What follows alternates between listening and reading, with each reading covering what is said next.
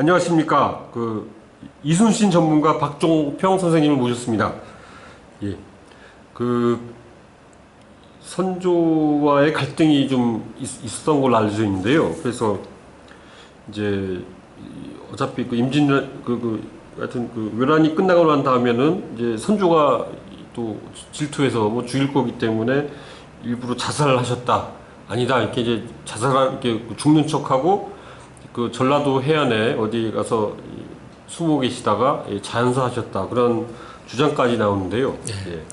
좀 그런 어떤 근거가 좀 있습니까? 그런 자살설, 거의 뭐 일부러 죽기 위해서, 돌아가시기 위해서, 그러니까 이제 갑옷도 제대로 안 입으시고, 이렇게 갑판에서 이렇게 계시다가, 이렇게 그랬다는 썰도 있고 그런데요.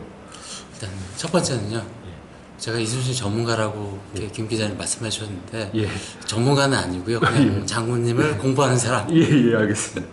그리고 이제 자설설 혹은 도피설. 그 두 가지를 많이 이제 시중에 유포가 되어 있는데 장군님의 삶 전체를 이렇게 바라보면 굳이 자살을 해야 되겠나 혹은 굳이 도망을 가야 되겠는가. 이 장군님께서 이 장군님 전체의 삶 기록 속에서 보면은 한병도에서 근무하실 때 여진족과 싸우다가 다리에 화살을 맞으신 적이 있습니다. 그리고 임진왜란 초기에 거북선이 처음 출동한 날, 그게 1차 출전이 아니고 2차 출전에 그 거북선을 끌고 나간 날, 바로 그날 어깨 관통상을 입으셨습니다.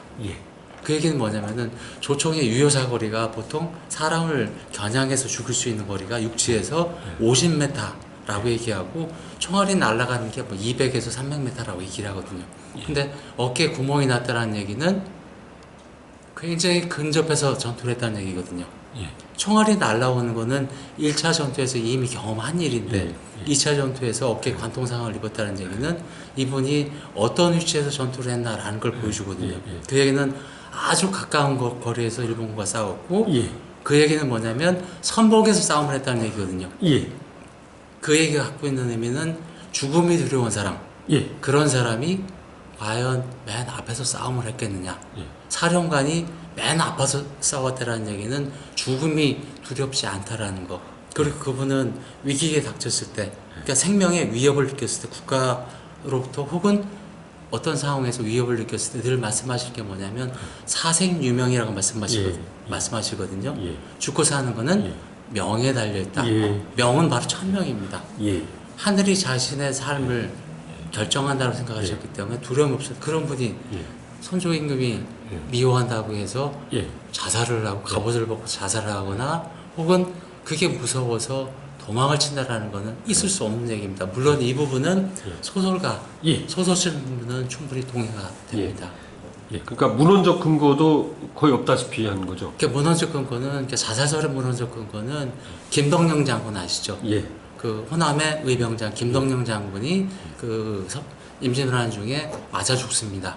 반란죄에 의심을 받아서 그 김덕령 장군의 전기 내용 중에 맨 끝에 한 이제 100년 지나서 쓴 전기 맨 끝에 한 줄에 나옵니다. 갑옷을 벗었다는 얘기예요. 근데 실제로는 그 갑옷을 벗었다라는 얘기는 무지하게 열심히 싸웠다라는 그 표현을 담은 한자거든요. 갑옷을 벗는다라는 것이.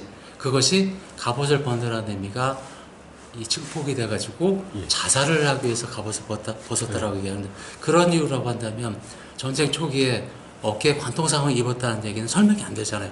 갑옷을 안 입어도 총 맞아서, 갑옷을 입은 상태에서 총에 맞아서 어깨에 구멍이 났는데 굳이 갑옷을 벗어가면서까지 할 이유가 있겠느냐. 그리고 또 한 가지는 노량해전 같은 경우에서는 장수급만 20여 분이 돌아가십니다. 장군님 혼자만 돌아가신 게 아니고 명나라 부사령관인 등자룡 장군이 총에 맞아 돌아가셨고, 장군님 돌아가셨고, 우리나라의 장수가 20여 분 정도 돌아가세요. 그만큼 치열했던 해전인데 장군님이 굳이 자살하기 위해서 갑옷을 벗었다라는 것은 전혀 동의가 안 됩니다. 선조가 이순신 장군을 질투하고 시기한 건 사실인가요? 선조가 질투를 했다. 그거는 당시 왕과 신하의 관계를 오해를 하셨다고 볼 수가 있습니다. 의심을 할 수 있겠지만 질투하거나 시기를 했다라기보다 어쩌면은 이순신 장군을 그나마 이 당파 싸움이 심각할 때 지켜준 사람이 거꾸로 선조일 수도 있고, 예.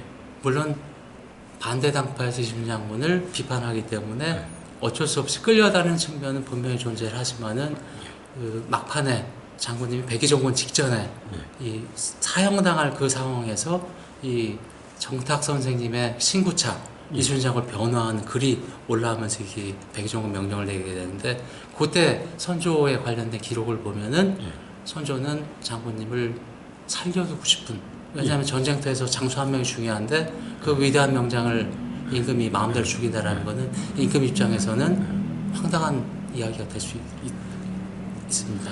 그러니까 어떻게 보면 이순신 장군을 높이고 선조를 낮춤으로써 이렇게 어떻게 보면 그 선조를 굉장히 그 형편없는 왕으로 만드는 분위기도 있는데, 예, 어떻게 보면 좀 선조는 억울한 거가 되겠네요. 선조는 아마도 굉장히 억울할 겁니다.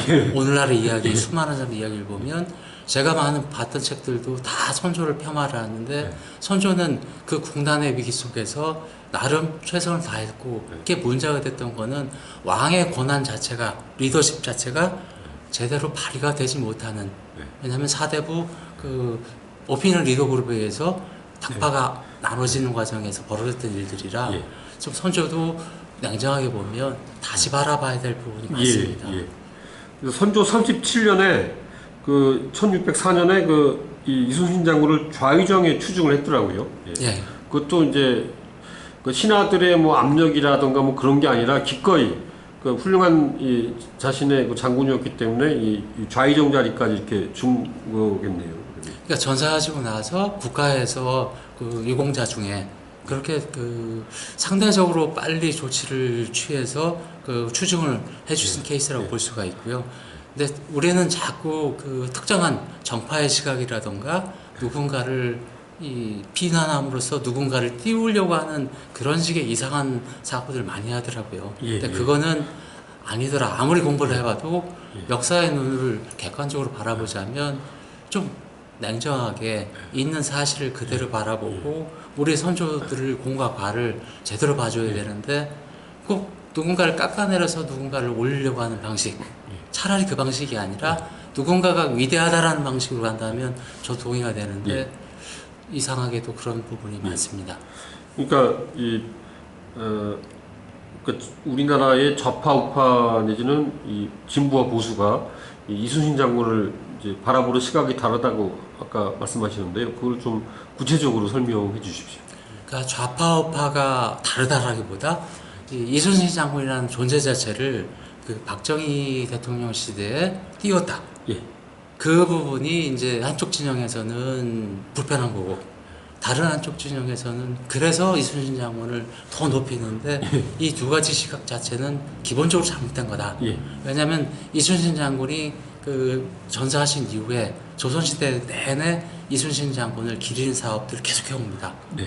이건 박정희 대통령 때만 그랬던 것이 아니고 이미 국가를 위해서 그만큼 한 사람이 없다라는 거는 누구나 알고 있었기 때문에 현장 사업을 해왔는데, 그 중에 우리 현대에 들어와서 박정희 대통령이 이 현충사를 만들거나 몇 가지 사업을 더 많이 했기 때문에 오늘날 우리한테는 그렇게 보이지만 실제로는 일제강점기에 수많은 사람들이 이순신 장군의 이름을 불렀고 이순신 장군을 역사 앞에 소환을 했습니다.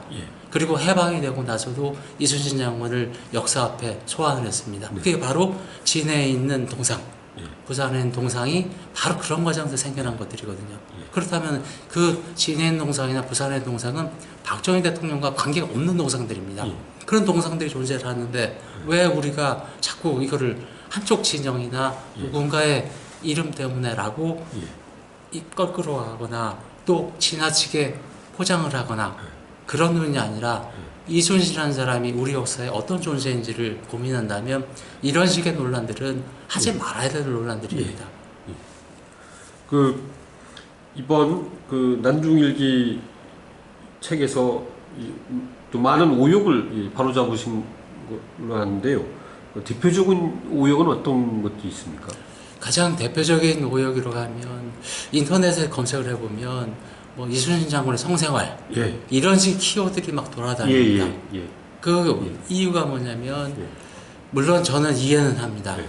그러니까 글자 한자 차이 때문에 벌어진 일이긴 한데 예. 문제는 그 당시에 난주일기 7년의 일기 전체를 바라보고 그 시대의 다른 분의 일기와 비교를 해보면 이분은 그런 식의 이야기가 우리 땅에서 우리 국민들이 그런 식의 이야기를 하면 말이 안 됩니다. 예. 그 일기 어느 한 구석에서도 그런 사례를 찾아볼 수가 없거든요. 예. 물론 그 상상을 할 수 있습니다. 예. 그렇게 번역을 할 수 있습니다.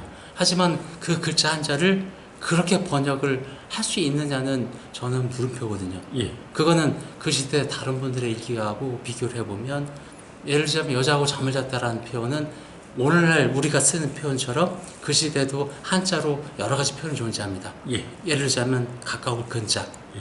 어떤 기생학과 그 관련돼서 근자를 쓰여 있으면 그건 잠을 잤다는 얘기거든요. 쉽게 얘기하면. 예. 그런 식의 글자들이 존재하는데 이 난주일기의 기존의 일부 번역본에서 했던 거는 더불어공자 혹은 스물입자 혹은 서른삽자라는 요 세 글자로 특정한 한 글자를 판독을 하는 과정에서 이게 장군님께서 여자와 잠을 잔 혹은 잠을 잔 횟수로 그 이 상상력이 너무 많이 나갔습니다. 네. 뭐 이제는 거기서 끝나서 상관없는데 이게 인터넷에 돌아다니는 과정에서 잠잘 숙자가 있거든요. 예. 어디서 숙박을 했다라는 이 숙자, 이거를 한글로 번역을 할 때 잤다라고 번역을 하거든요. 예. 잠자 숙자니까. 하지만 사람 이름 옆에 잠자 숙자가 있으면은 번역할 때 누구누구가 잤다라고 되어 있는데 문제는 이 젊은 친구들이 이 하나의 글자가 그 잠을 잤다라는 것처럼 이렇게 하는 과정에서 오바가 돼서 여자 이름만 비슷하고 한 사람이 있으면은 그 몽땅 다 장군님이 어떤 여자와 잠을 잔 것처럼 번역이 되더라고요. 그래서 저 같은 경우는 잤다라는 표현을 계속 고심을 하다가 묵었다라고 전부 다 바꿨습니다. 예. 묵었다라고 얘기하면은 그런 오해는 안 생기니까. 예. 근데 그 오늘의 기준이 그렇지만은 그 당시에는 이제 축첩 제도가 있었고요. 또 기생하고 또 이제 그런 관계일 수도 있으니까 사실 그 잤다 그래도 사실 큰 문제는 안 되는 거 아닙니까? 그 시대의 기준으로 보면은 사실 당연하죠. 예? 당연합니다. 그 얘기는 당연하고 제가 그래서 그 시대 다른 분들의 일기를 다 봤거든요. 한 10대 정도의 일기를 봤는데 그 어느 한 분도 그런 법을 숨기지 않습니다. 예. 기생하고 잠을 자면 잤다라고 나왔습니다. 예. 이순신 장군 일기도 마찬가지입니다. 예. 잠을 잤으면은 잤다라고 쓰는 게 당연한 이야기인데 문제는 잤다라는 부분 오늘날 그 얘기하는 통침의 개념에 잤다가 아니기 때문에 예. 이건 아니더라. 예. 아닌 걸 아니라고 얘기를 해야 되는데 그리고 또 하나는 이분이 심신이 피폐했습니다. 그 난줄기에는 원균 장군이나 다른 분들이 기생과 가까이 하는 장면이 등장을 합니다. 예. 그 부분을 이순신 장군은 비판을 하거든요. 예. 전쟁터에서 예. 어떻게 여자를 데려다가 예쁜 여자를 배에 태워놨느냐. 말이 안 된다라고 비판을 하고 있고 심지어는 이 판옥산 안에 여자들이 존재했습니다. 매춤을 하는. 예. 그 여자들을 색출을 해서 그 포주를 사형시켜 버립니다. 아, 예. 그런 사람이 예. 자기가 한다라고 하면 리더십이라는 것이 발휘가 되겠습니까? 예. 리더라면 리더가 본을 보여야지 가능한 것이지 리더가 그렇게 행동하지 않고 일반적으로 한다면 말이 안 되거든요. 예. 이 거북선에 대한 논란에 대해서는 최근에 학계는 어떻게 보고 있습니까? 이게 철갑선이다 아니다 뭐 계속 이렇게 얘기가 전개되는데요. 그러니까 명백하게 이 장군이 쓴 기록이나 조카 이분이 기록한 최초의 전기에는 이것이 이 나무로 만들었다, 뭐 철갑을 이 철판을 둘렀다 이런 표현은 전혀 없습니다. 그 기록은 언제 생산이 되냐면 1800년대에 일본에서 만들어진 기록에 그게 등장을 합니다. 거기에서 일본 기록에 보면은 맹선이라고 하거든요. 눈 가린 배가 쇠로 요해 방어 시설이 돼 있다. 라고 얘기하는 바람에 이것이 거꾸로 우리에게 수입이 돼서 거북선이 철갑선이라는 이야기가 됐고 우리가 일제강점기를 거치는 와중에 위대한 이순신 장군을 역사에서 불렀습니다. 일본이 침략을 갔기 때문에. 그러면서 일본 사람의 기록을 갖고 와서 우리가 철갑선을 만들었다라고 얘기를 하는데 문제는 철갑선인지 아닌지는 이 기록상에서는 우리 기록상에서는 명확하게 하지 않습니다. 다만 여러 가지 기록들을 살펴보면 쇠방패를 둘렀다라는 것은 가능합니다. 그러니까 방패, 배에다가 방패를 두르는데 이 방패가 나무 방패일 수도 있고 또 하나 나무 방패에다 쇠를 덮은 예. 이걸 설치했다는 기록이 존재하기 때문에 쇠 방패 혹은 또 서울대 박해일 교수님이라고요. 예. 서울대 원자핵공학과의 박해일 교수님 같은 경우는 왜 남대문 같은데 동대문에 가시면 혹은 우리 옛 가구에 보면 얇은 동판을 문짝에 붙이거나 하잖아요. 예. 또 쇠 판 같은 거를 문에 붙이는데 네. 그런 거를 했을 수 있다라고 말씀을 하시는데 문제는 이것이 문헌상 그 부분은 확인이 되지 않는다. 다만 그랬을 수도 있다. 학계의 다수설은 현재는 철갑선은 아닙니다. 예. 아까 저하고 잠깐 커피 하실 때, 그러니까 이제 당시 우리 대통령과는 달리 그 조선 왕조가 나름대로 계속 전쟁 준비를 해왔다는 말씀하셨는데요. 그거에 대해서 좀 설명해 주시고요. 그리고 이제 그 중에서도 이순신 장군이 다른 이 장군들보다 더 열심히 임진왜란을 하여튼 전쟁에 대비한 건가요?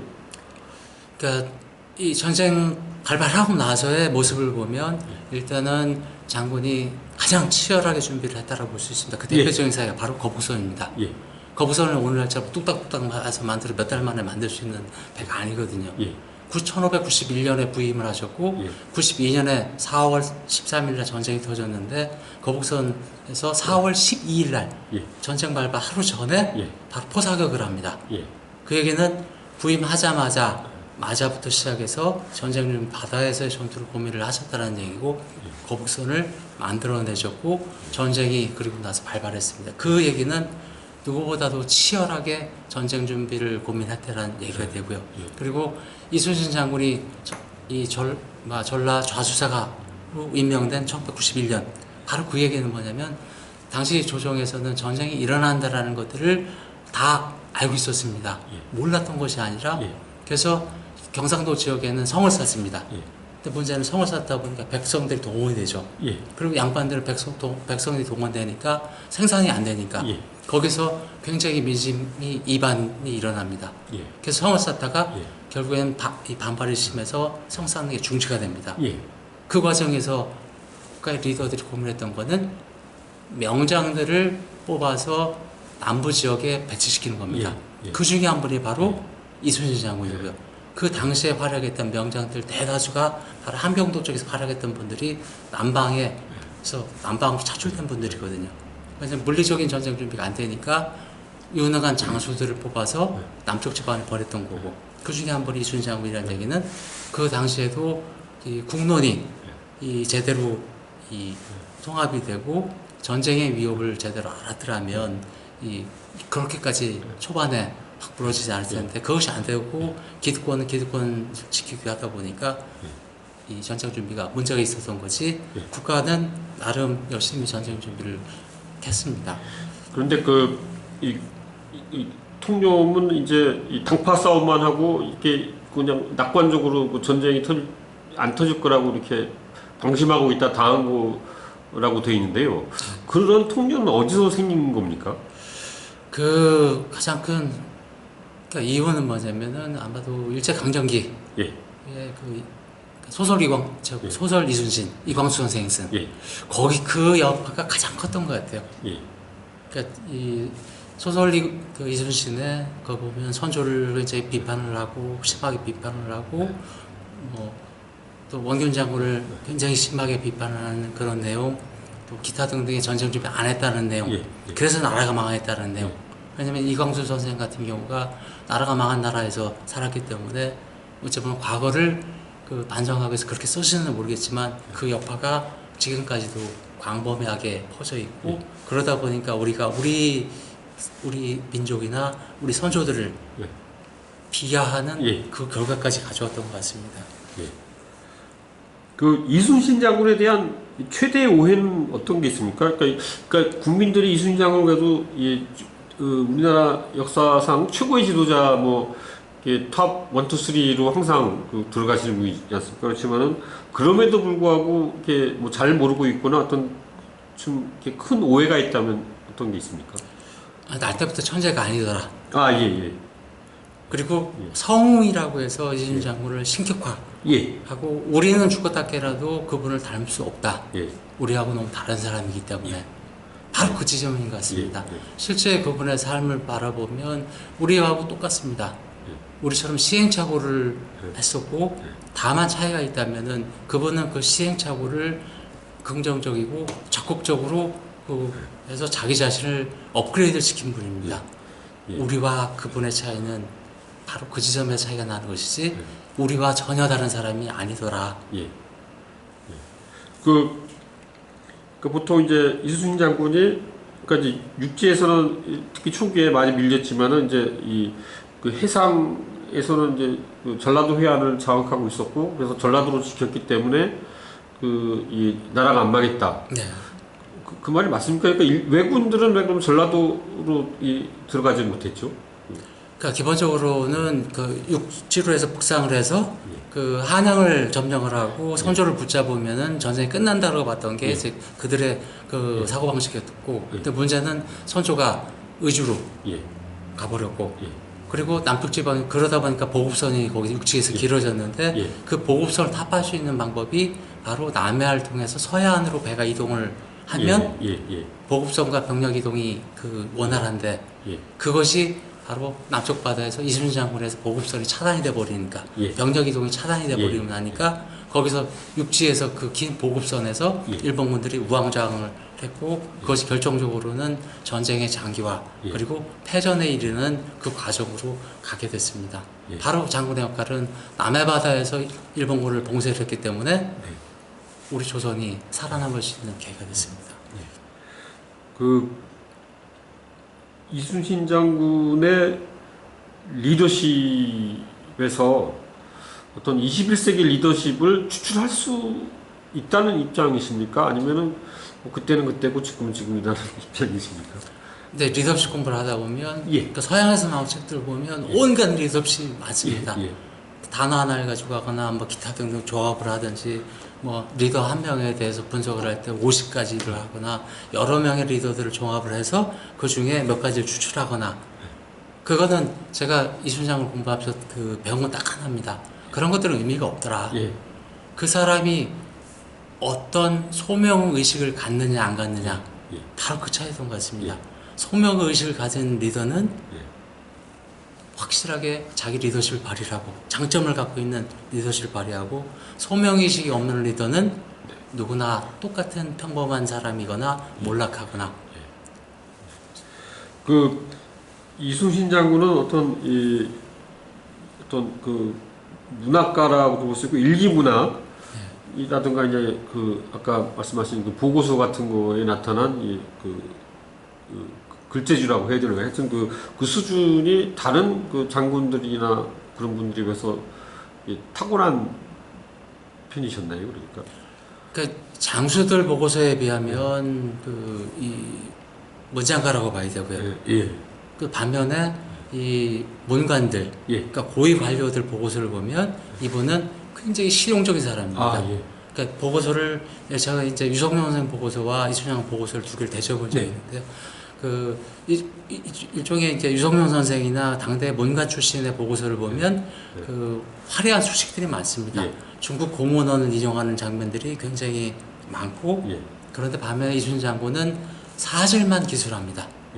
그리고 사실 기술하는데 사실 설명하기 위해서 중국 문헌들의 단어나 문장들을 인용을 끌어오는데 그것이 적재적소에 들어 있습니다. 그러니까 장수에 비해서는 문장가이기도 하고 그 문관에 비해서는 아주 실용적인 보고서를 쓰시는 분.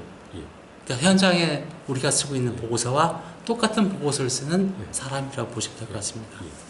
이순신 장군의 그 승전 비결은 한마디로 얘기하면 뭡니까? 필사즉생, 일생즉사 다 거는 거.